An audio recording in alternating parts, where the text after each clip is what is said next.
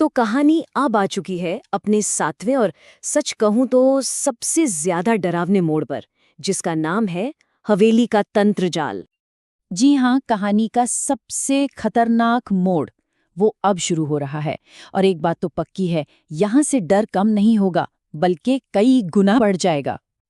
और इसकी शुरुआत होती है हवेली के जागने से, जब वो हवेली अपना वो भयानक रूप दिखाना शुरू कर देती है।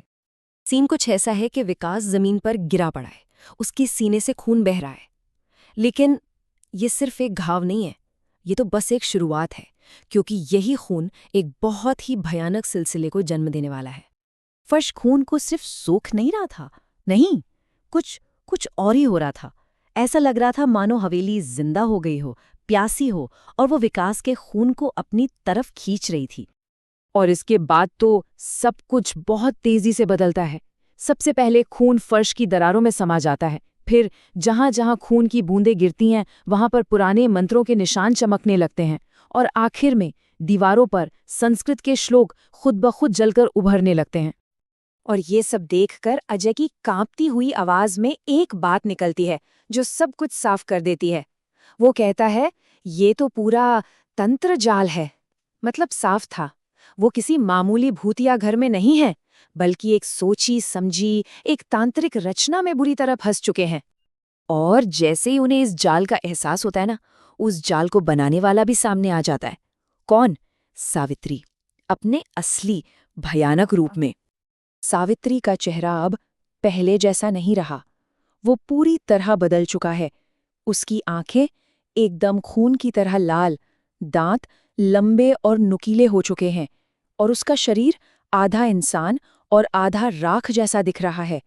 ये एक बहुत ही डरावना बदलाव है।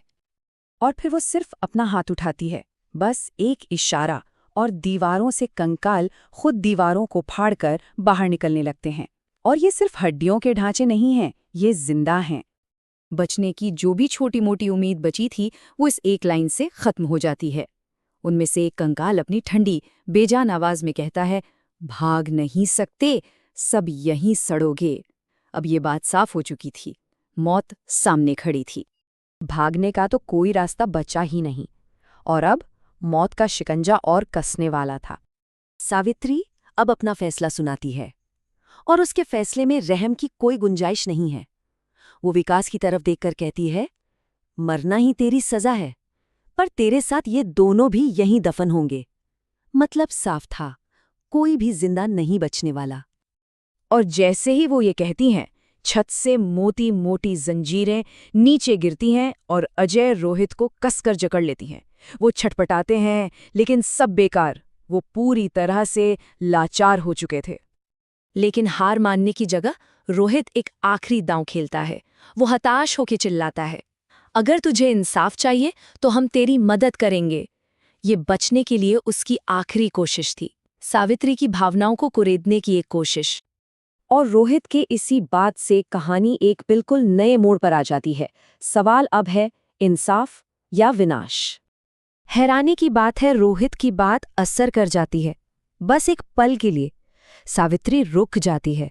उसके चेहरे पर जो सिर्फ गुस्सा था, अब वहां दर्द की एक हल्की सी झलक भी दिखती है। ये पल बहुत छोटा था, पर बहुत कुछ कह गया। और फिर वो अपनी शर्त रखती है, एक ऐसी शर्त जो किसी की भी रूह कंपा दे।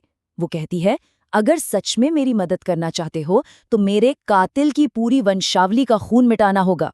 मतलब वो सिर्फ विकास की मौत नहीं चाहती, वो उसके पूरे खानदान का, उसकी पूरी नस्ल का अंत चाहती है।